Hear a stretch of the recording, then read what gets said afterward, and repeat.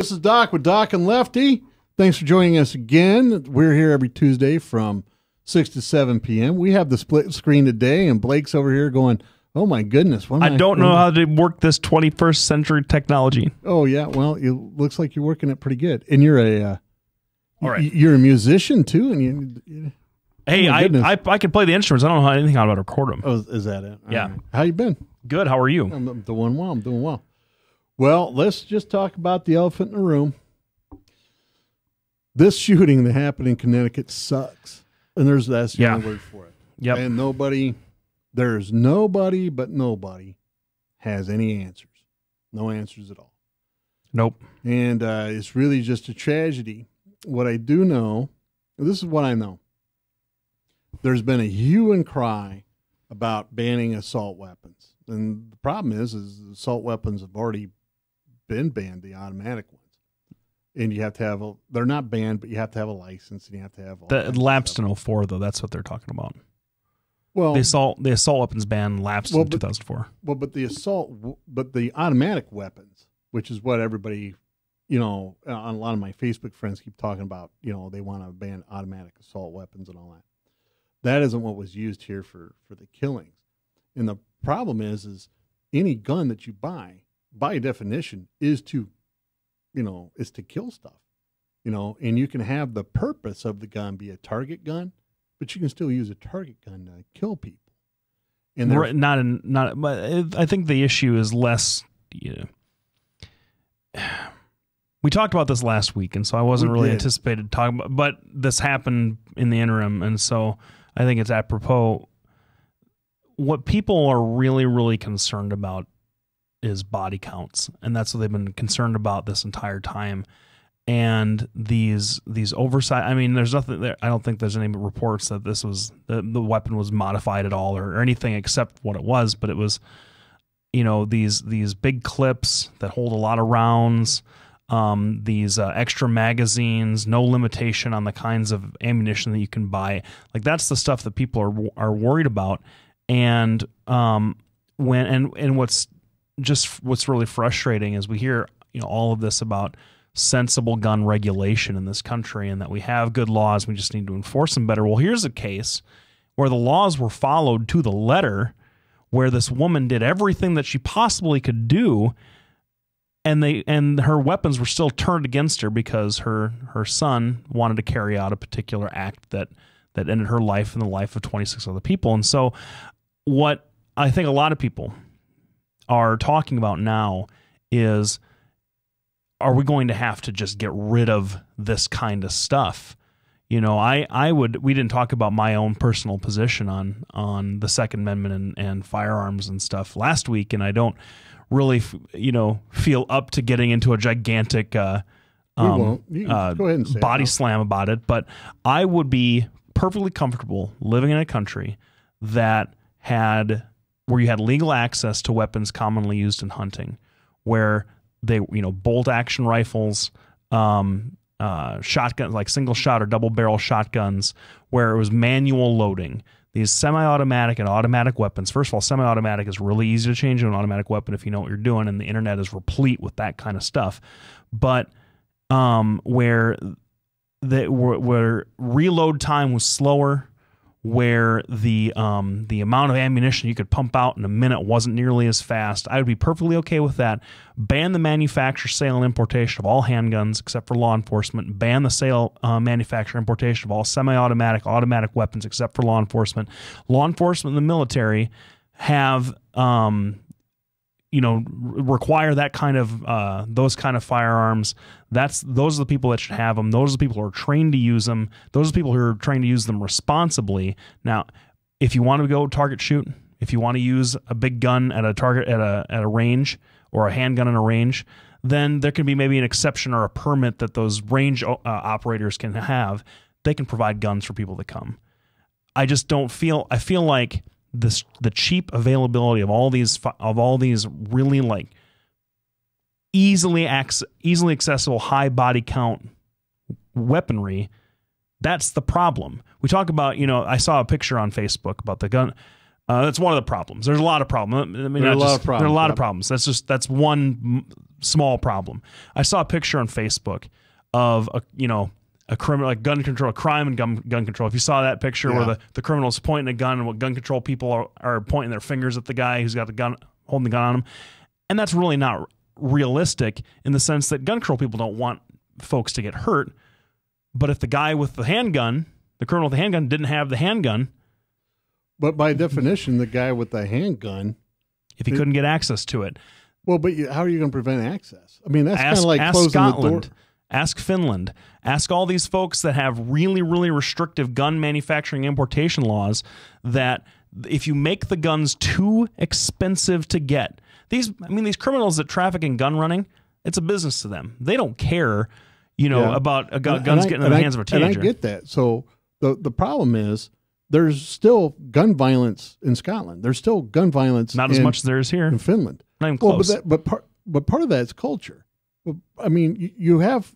I always go back to this. It's like trying to make dirt. I mean, when you're trying to make dirt, yeah, it seems simple on the outside, but you can't limit it to just one thing. Well, they keep talking. No one's talking about limiting anything. It's got to be a comprehensive strategy.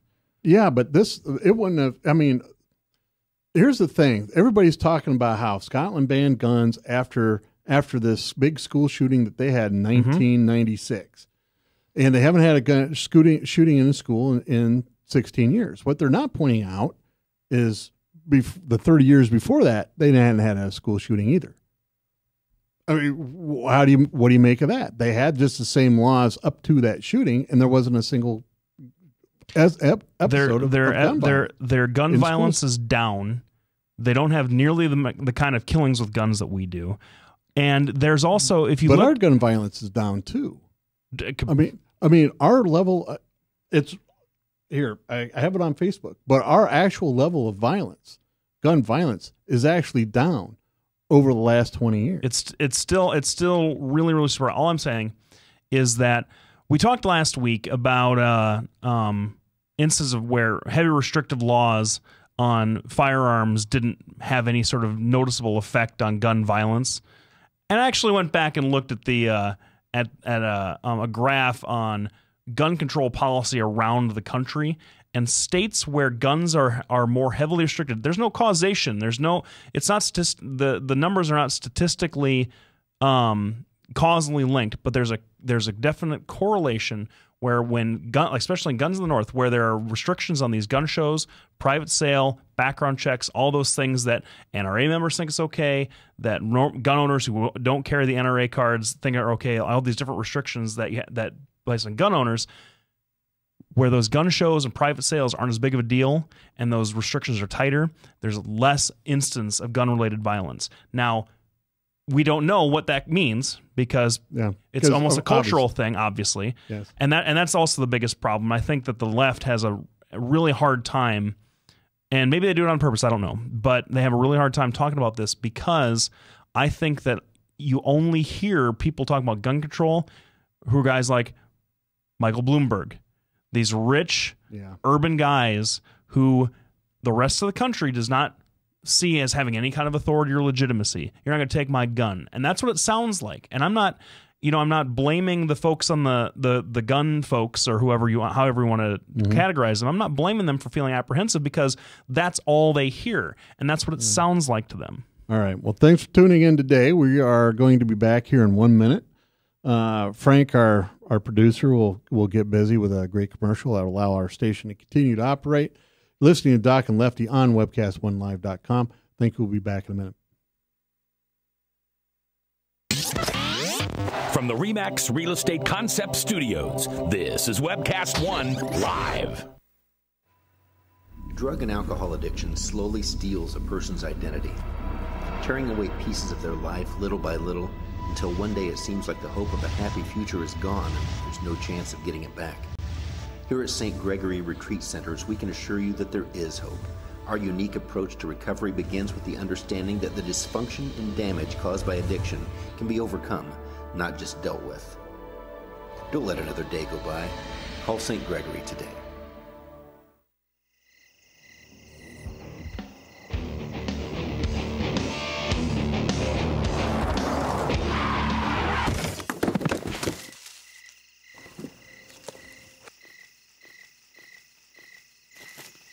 It's like they want to get hit. Need a body shop? Minor Wreck Express saves you time and money. Hey, welcome back. This is Doc and Lefty. I'm Lefty, and Doc is over there. I had an interesting idea about a point that I wanted to lean into the next segment, where Doc is gonna, sort of take the show back a little bit. But because we were talking over the break about how random this all seemed, and I think that's really what the sort of more pro gun control folks really have the biggest problem in their heads, like wrapping their heads around, because no one can really has any answers.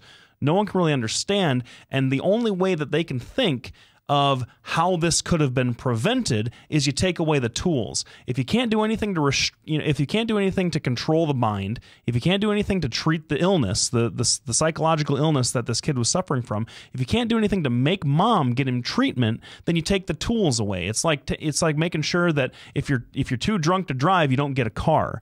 And so I think that's really where their biggest issue is.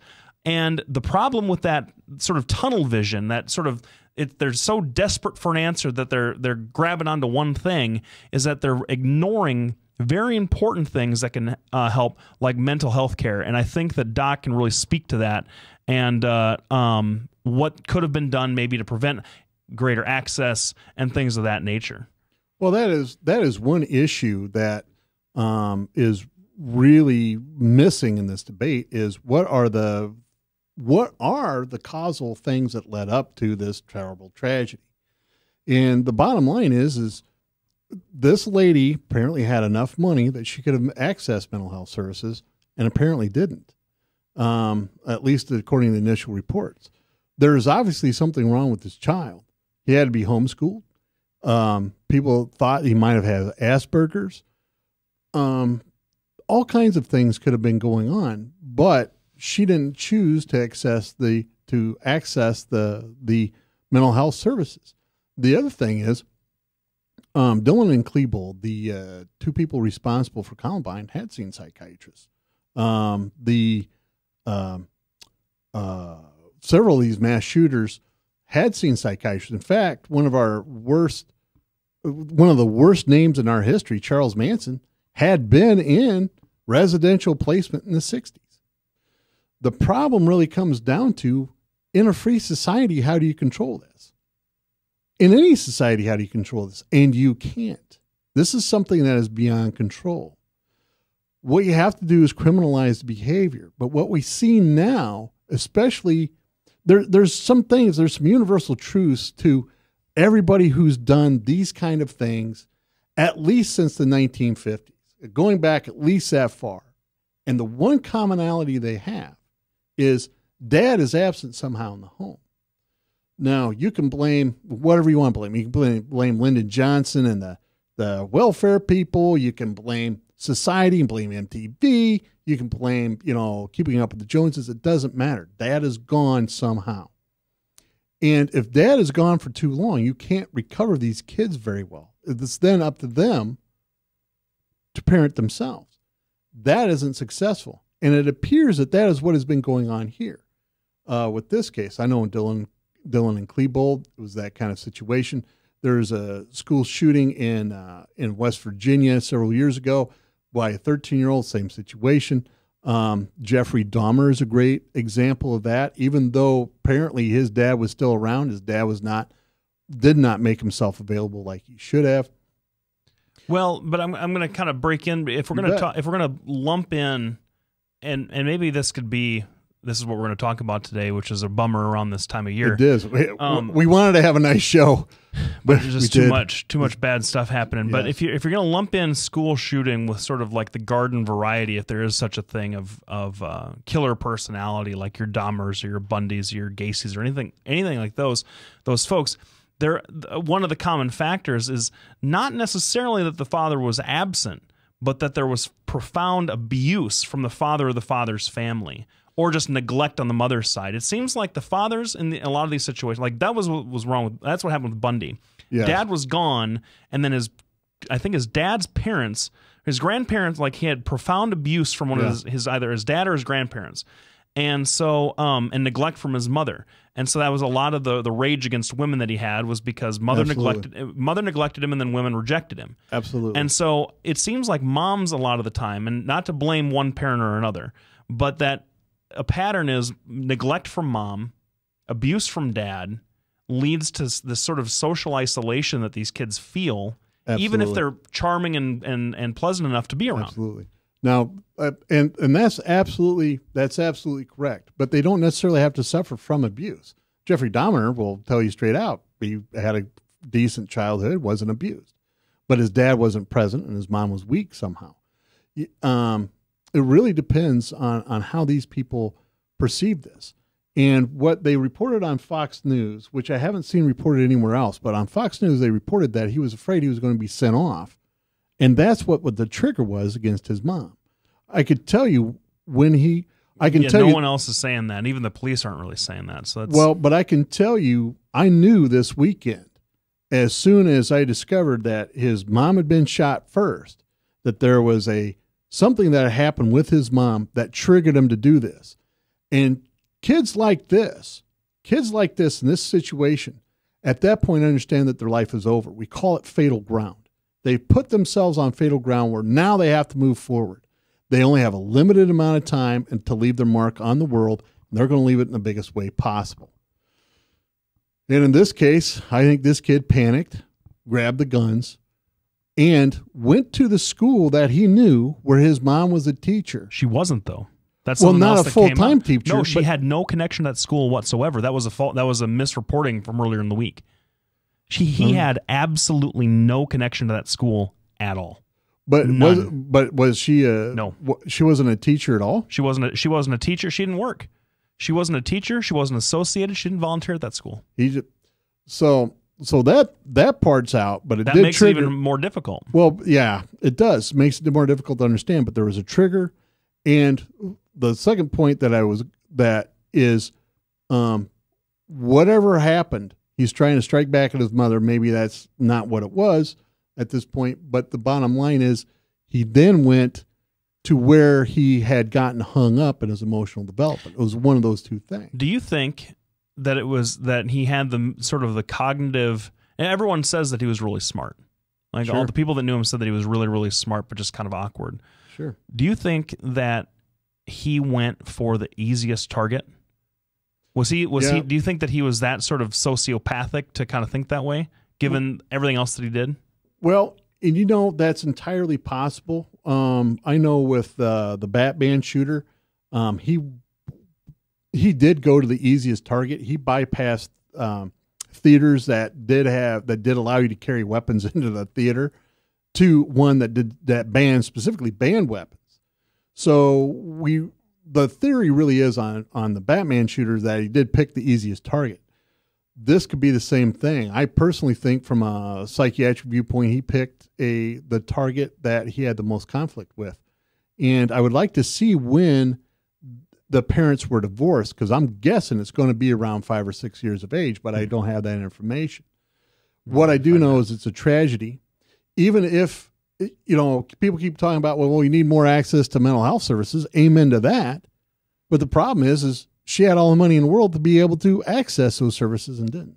Mm-hmm. And it's really a heartbreaker.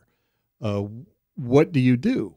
And now after the break, we're going to come back. We're going to give you some stats to really kind of try to help put this in perspective and to try to help our nation heal this divide that we're having over this gun policy debate. We'll be back in a minute. Frank's going to take us out. You're listening to Doc and Lefty on webcast1live.com. Remember, we are on Facebook. Some point we'll have a Twitter. Hopefully by the end of the holiday season, we'll have a website. We'll return in 1 minute. Thank you. From the RE/MAX Real Estate Concept Studios, this is Webcast One Live. Whether you're 10, 25, 50, 80 years old and beyond, everyone needs to live within their means. I'm Tom Coates with Consumer Credit of America. For almost a quarter of a century, we've helped people of all ages learn to manage their personal finances to benefit them far into the future. When problems arise, we've got the experience you need to make those debt problems go away. Got financial problems? Call Consumer Credit of America. If Tom Coates from Consumer Credit of America was your personal webmaster, Tom would filter out all bad debt emails. If Tom was your mailman, you'd never get any debt reduction junk mail. If Tom Coates was a lineman, he'd block any phone calls offering to reduce your credit card debt. Hi, I'm Tom Coates with Consumer Credit of America, and we're still your best choice for credit counseling. We're local, we're accountable, and we can do more. You make the call when the time's right for you. When it comes to competition, there really is none for Consumer Credit of America. We are back. This is Doc with Doc and Lefty. We are here on webcast1live.com. Thanks for joining us. One of the interesting statistics that I put together today, sometimes I have patients not show up, so I had a new patient not show up, so I had a whole hour to kill. And I was out there researching how many actual deaths happen at school and are school related. And I came up with this interesting number. And that is, there are just about 400 kids that have died in the latest cohort that that graduated this last year in 2012. And out of those 400 people, somewhere around there that died, about 160 were from shootings. Now, I mean, and that includes, like, you go to school with a gun, shoot yourself in the head, that would be included. So if you add up all the kids that went through the school system in this cohort, K through 12, you have about 50 million children. That is a rate, that is a rate that is far lower than your chance of getting hit by lightning, than winning lottery, anything like that. You're far safer sitting at school than you are even sitting at home going down the road. And, and I'm not trying to say that these lives weren't important. They're very important. It's awful. I mean, these kids had so much potential. I mean, they're talking about kids that overcame a lot of different things. Mm-hmm. So I'm not trying to minimize it, but I am trying to reassure people that schools are not dangerous places. And that's my point about that particular statistic. Well, I think that's a good sentiment, because we certainly don't want schools to all of a sudden get even worse rap than they've had over the last 25 years. But I remember making a very similar point right after 9/11, and where the chances of you being involved in of anybody being involved in a terrorist hijacking of a plane are very, very remote. The most popular, and I had the same thought, I just wasn't smart enough to express it the way that this person did. The big popular Facebook meme after this happened was, one guy almost blows his shoes up on a plane, and now we have to everyone has to take their shoes off before getting on a plane. 31 school shootings since Columbine, and nothing has changed in gun policy in this country. And I think that's a really fair point. I think that maybe, and this is where you and I are probably going to agree, the sentiment is correct.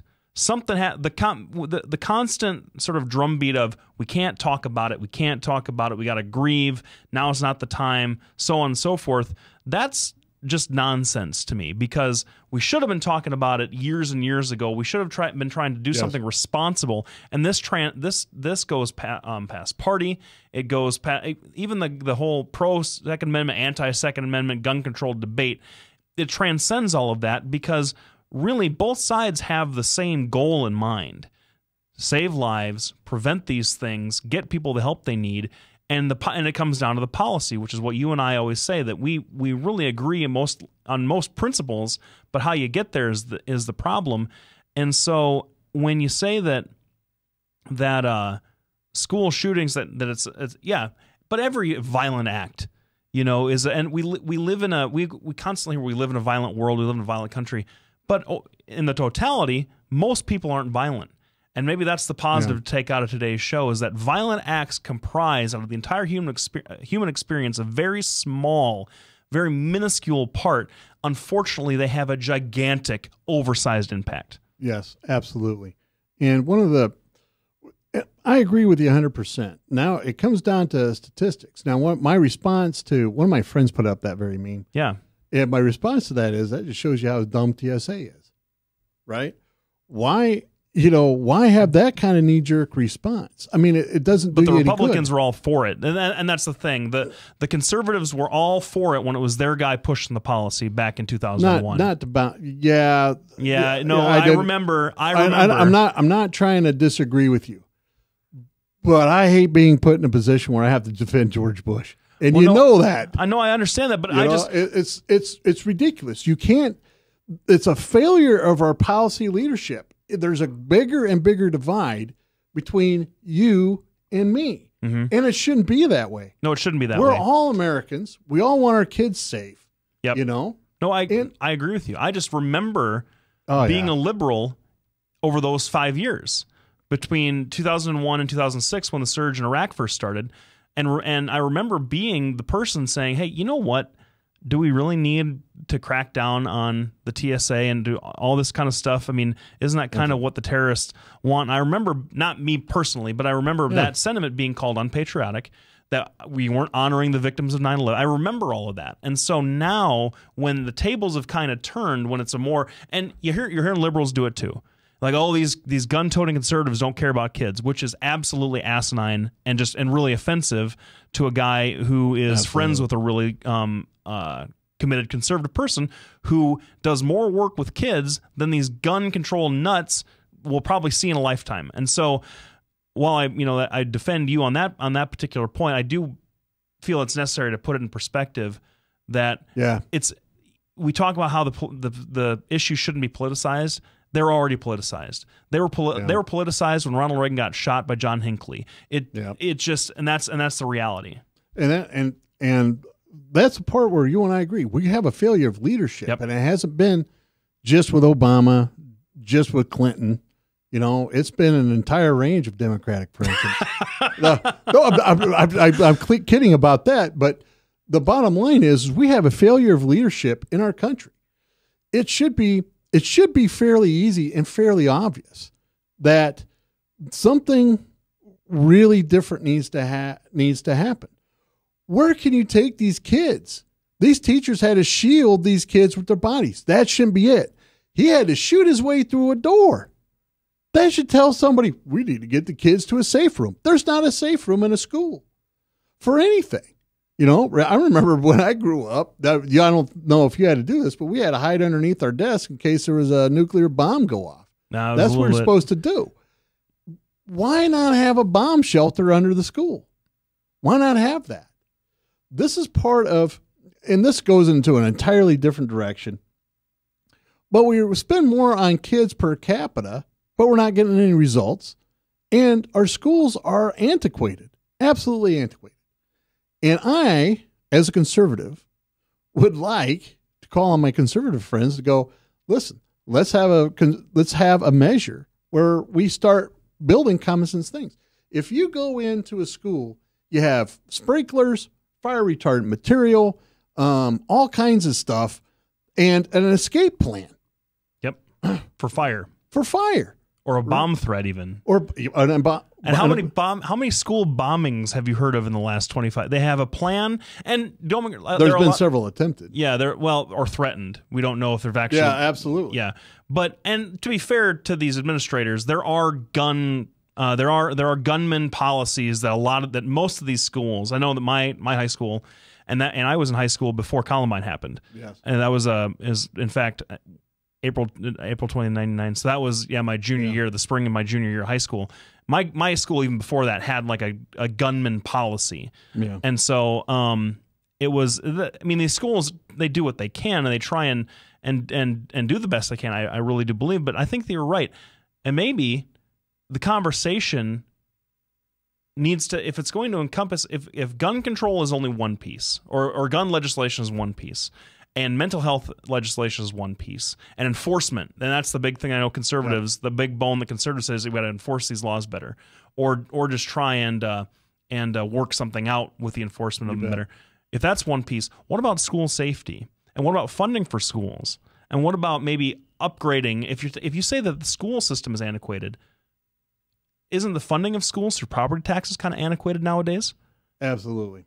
Now, we're going to take a break. We'll come back. We'll start talking about Lefties and I plan to make our schools safe. mainly by keeping Lefty out of the schools. I am creepy. Yes. So we'll be back. You're listening to us on webcast1live.com. We're here every Tuesday from 6 to 7 p.m. Apparently, we're going to have a big commercial now, right? Great. See you back in 3 minutes. I'm Brian Leach, owner and general manager of Service Legends. I brought along a couple of the home comfort heroes. Hi, I'm Tammy Wells. I am Nick Wondershide. I'm administrative manager. I am the senior technician from Service Legends. It seems like every good thing, when you feel it to the bone that it's good, there's a lot of hard work put behind it. I don't think that you can fake it and have it turn out good. You know, if we seem like, okay, that's just weird, it's just a furnace, why would you believe so deeply in a furnace? It's not just that, you know, we want to show the world that you can have good service. Yeah, I mean, it's got to be, it's your home. You know, it's built into our daily trainings, it's built into our culture, that we're going to do whatever it takes to have each client say they love us, period. That's why we spend all the hours in the training that we do. And if we guarantee it's going to be a good experience for you, or else it's free, what type of work do you think we're going to do? There is a guarantee. Temperature selection guarantee, fixed right or it's free guarantee, comfort guarantee, best value guarantee. All of these guarantees hold us accountable to ensuring that we exceed your expectations. And if for whatever reason we'd fail and we can't make it right, we guarantee all of those guarantees with a 100% money back guarantee. I mean, if you don't think that your technician can fix it right, are you going to say that to a client? No. You don't have to worry about having a technician come to your house. We drug test, background check all of our team members. We put safe people in your home. Each and every one of our service techs, 400 hours a year in training. You tell it the minute they walk in the door. They know what they're doing, they've done their homework, and they actually truly care about what you want. Because at the end of the day, you're the person that makes sure I have a job. They're going to be listening. They're going to want to know what your challenges are. Then they're going to come and give you options, and you get to choose. If I'm there to help and I make it easy and painless, I did my job right that day. Well, when it comes to your comfort, safety, and your family, you know, you don't necessarily go buy the most expensive, but you get the most bang for your buck. Oh, it's worth it, because there's a lot of people that will find a way to get it to work right now and then leave and then come back, charge you again, and the cycle just repeats itself. So when I'm out there looking at the furnace, I want to find why it failed today. How can we change the part today with something that you're not going to have to worry about? Is it worth changing the part today? I mean, you can put a lot of money into a furnace. I can fix parts all day. There's good job security in that for me. But is it the right thing for you? I get a lot of the phone calls of after the technicians are there. They're just in awe. They're like, wow, you guys are great. I mean, I don't even know what to say. You guys are great. Everything you did was perfect. It was great. Keep going, though. I like this. Just give us a try. I'm going to take all the risk. I've got the time to make this right. I've got the support to make it right. Just check us out. And if you don't see the value in what we do, I mean, fixed right or it's free or 100% money back. Enough said.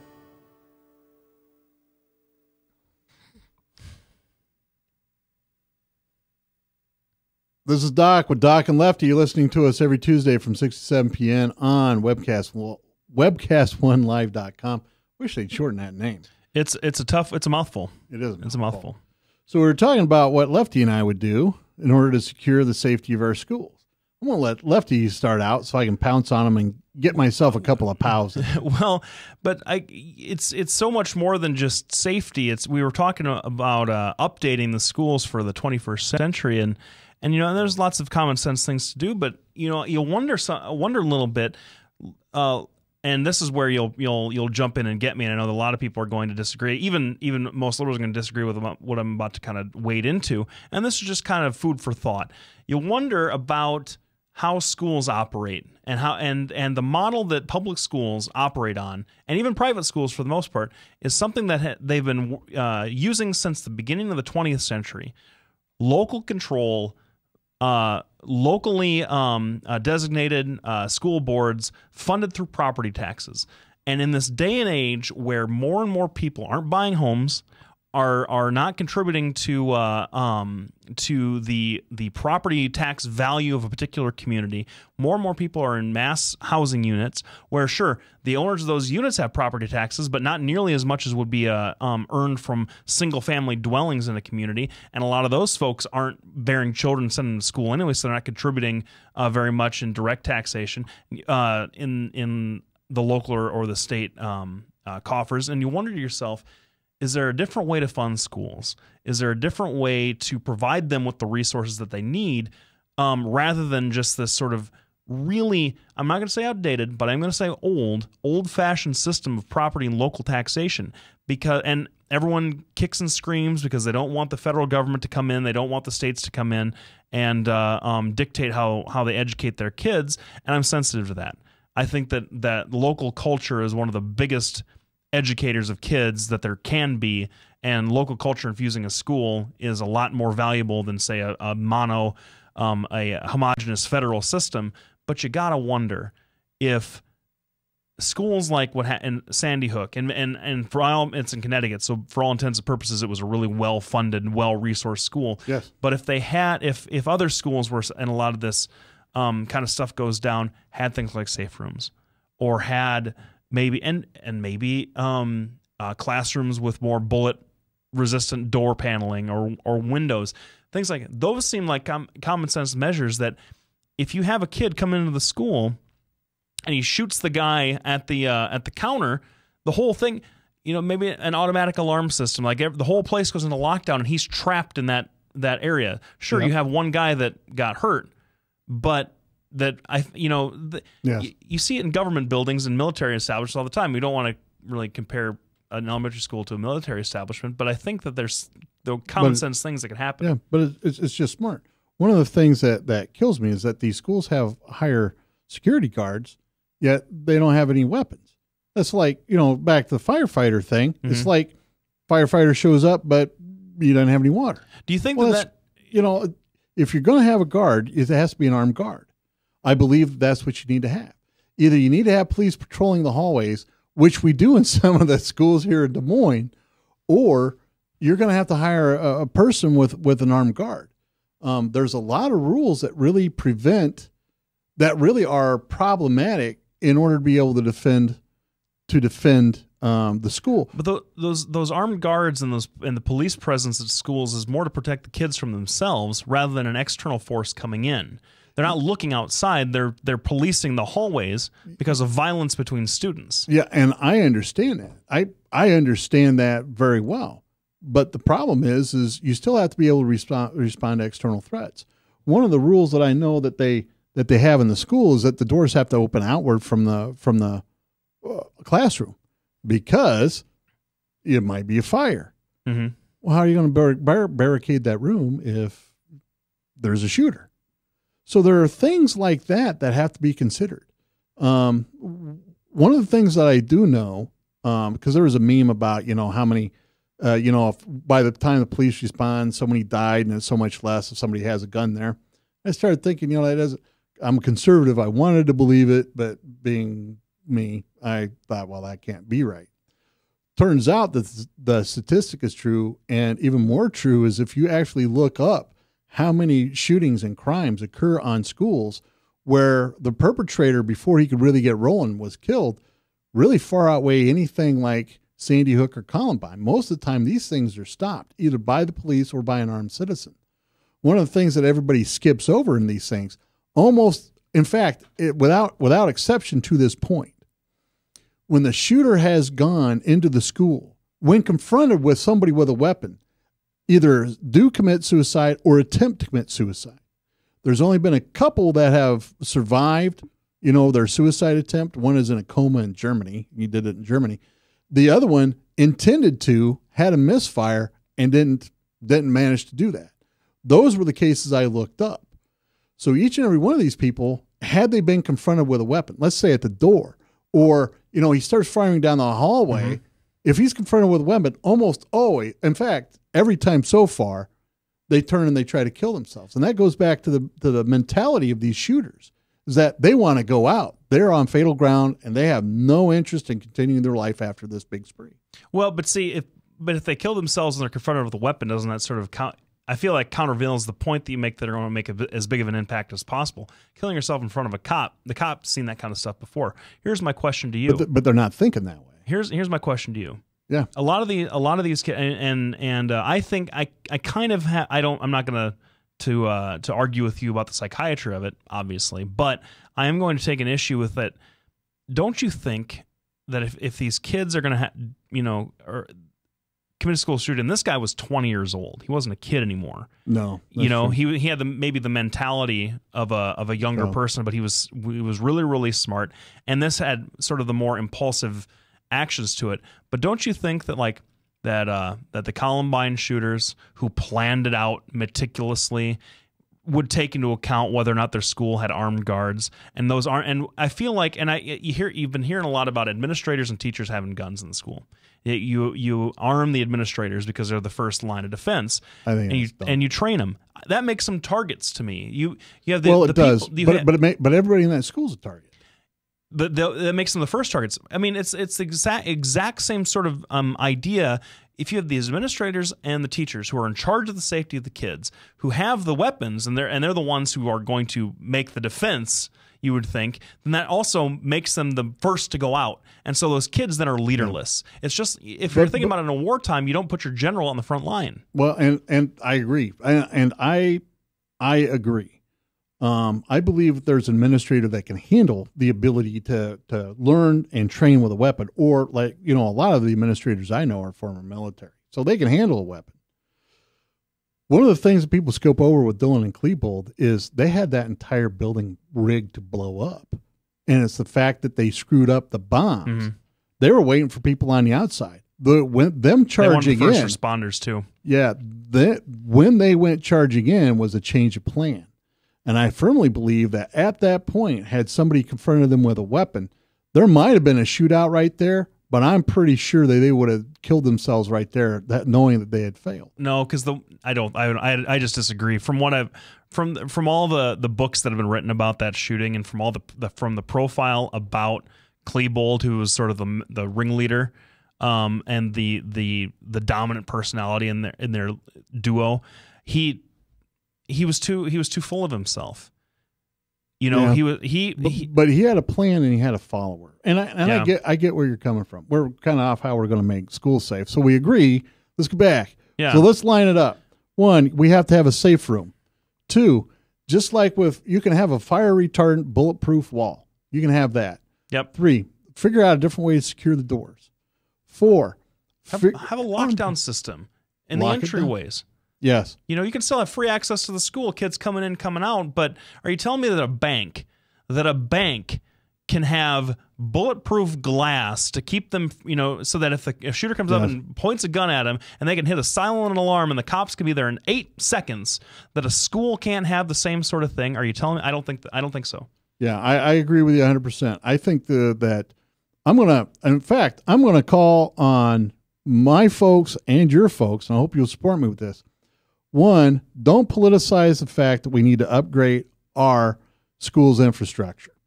I don't want my people going, oh, well, geez, we don't have the money, we need to economize. This is an issue of safety, shouldn't be subject to debate. And 2, I don't want the lefties getting all bent out of shape because, geez, they want more money for the unions. All right? I think we can both agree on that these are separate issues. Teachers' unions are one issue. Fiscal responsibility is another issue. Mm-hmm. I think we can both call on it just to say we need to come up with some money to give these kids. And I think and going back to what I led the segment off with, I think restructuring the way that schools are funded across the board is one step in that direction. Do I have any sort of idea on how one would do that? Of course not. But I'm just a think tank. But we can talk about it. We're going to be right back after the commercial. We are going to talk about something fun. We're going to talk about Christmas traditions. That's a good one. Because it's Christmas next week.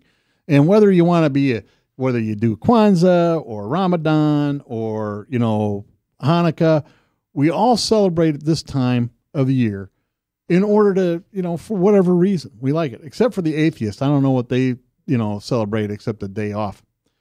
So we'll be back in just about a minute. You're listening to Doc and Lefty on webcast1live.com.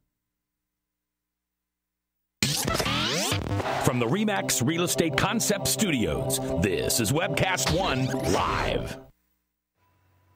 Drug and alcohol addiction slowly steals a person's identity, tearing away pieces of their life little by little until one day it seems like the hope of a happy future is gone and there's no chance of getting it back. Here at St. Gregory Retreat Centers, we can assure you that there is hope. Our unique approach to recovery begins with the understanding that the dysfunction and damage caused by addiction can be overcome, not just dealt with. Don't let another day go by. Call St. Gregory today.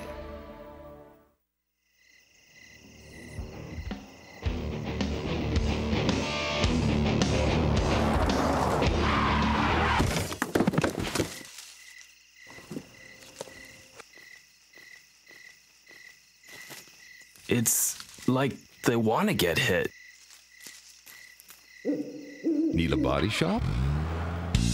Minor Wreck Express saves you time and money. This is Doc with Doc and Lefty. You're joining us on webcast1live.com. We're here every Tuesday from 6 to 7 p.m. Plus, we're on YouTube. Did you know that? I did know that. All right. I was kind of having a little, it wasn't really an argument, but, you know, kind of a, you know, that damn microchip thing keeps coming up. And I got a friend of mine whose husband always likes to, apparently he doesn't have anything good to say, so he just throws in, how about microchipping the dog? So I finally referred him to YouTube, so hopefully he saw our first show back.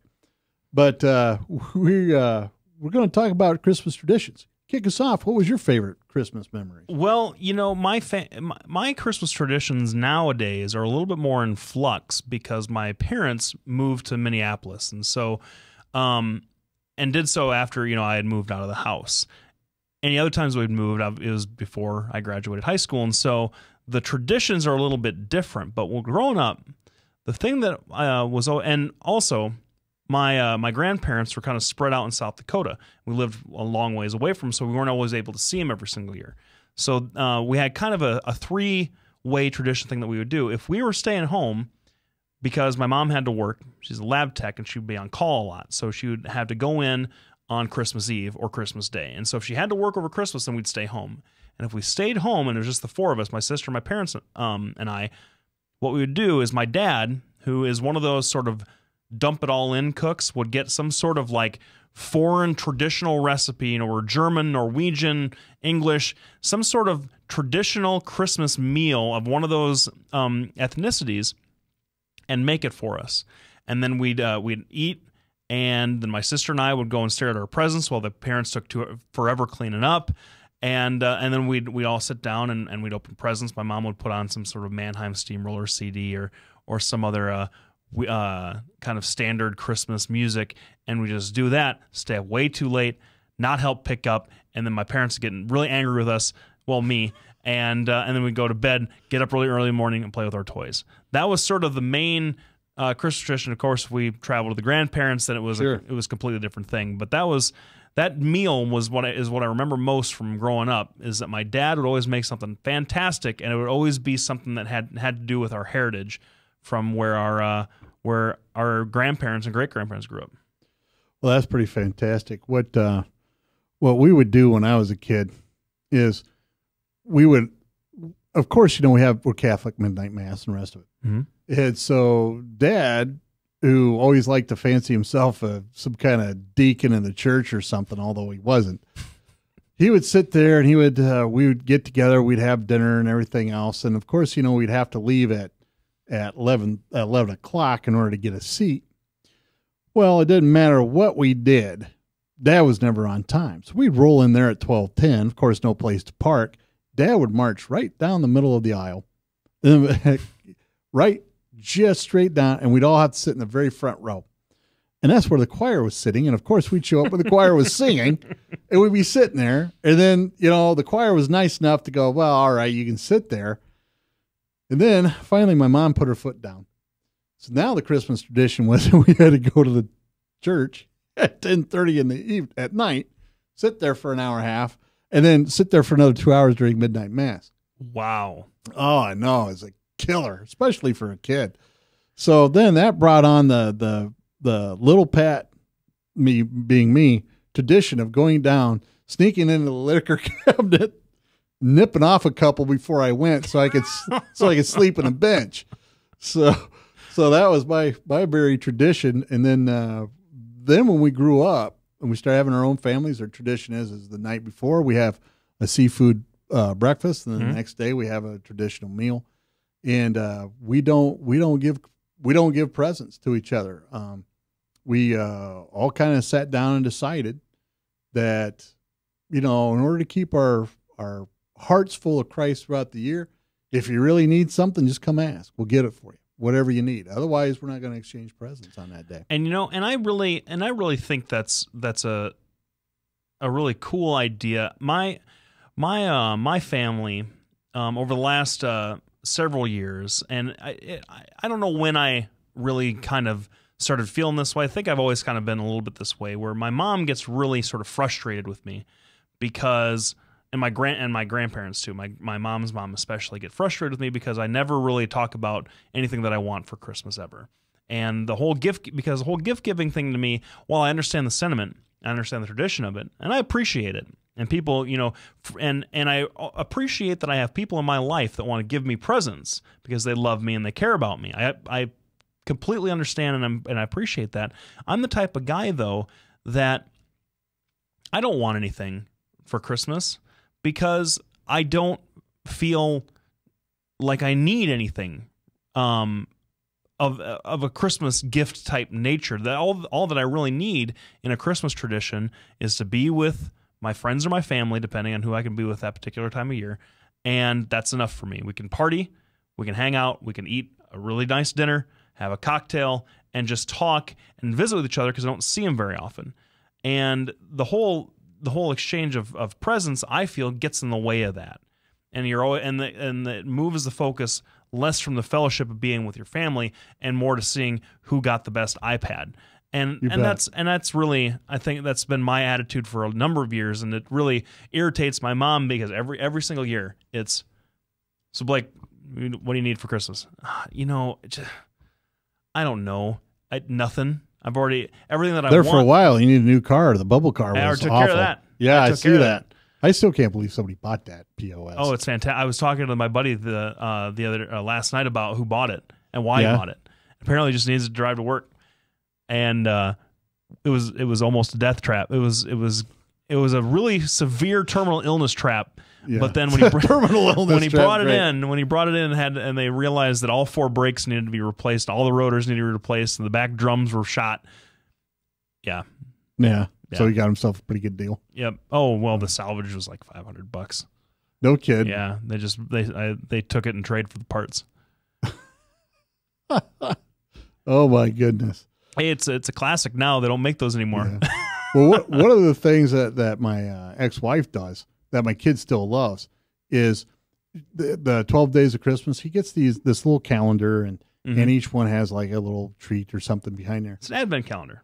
What? An advent calendar. Is that it? Wow. Yeah, you're talking about like where it starts December 1st and you go all the way to Christmas.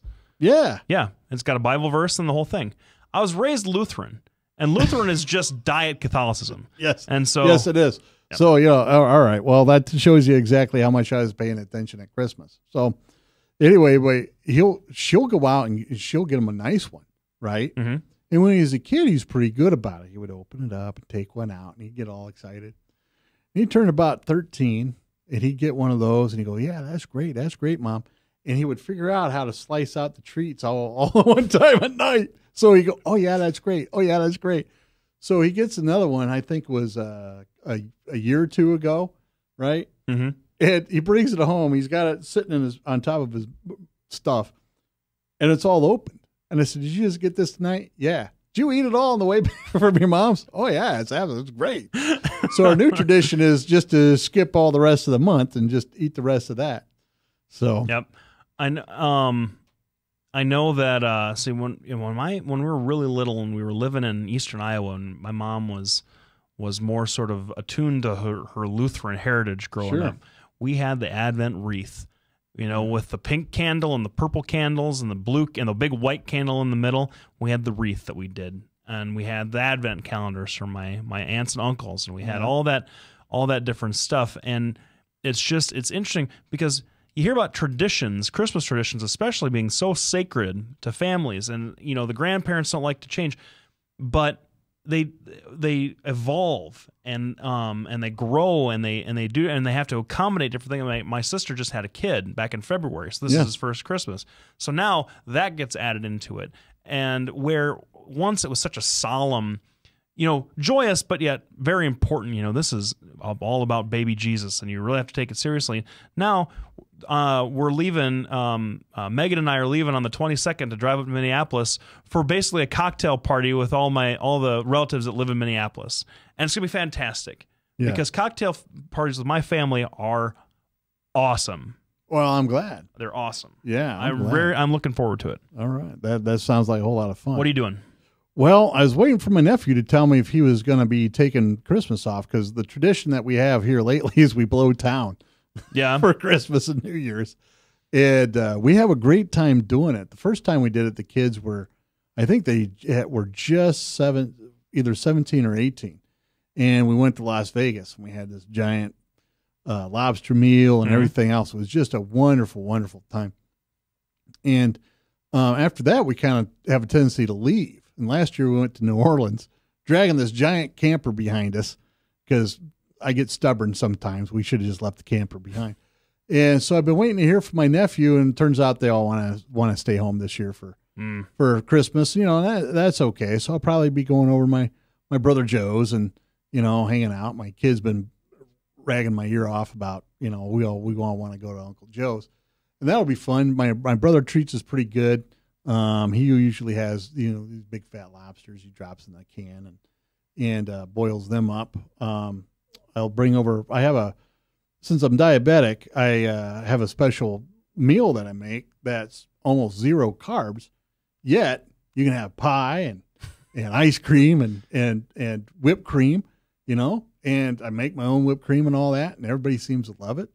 And so we're going to be having sugar-free pies, and I'll bring over, I do an all-meat stuffing that's really wonderful.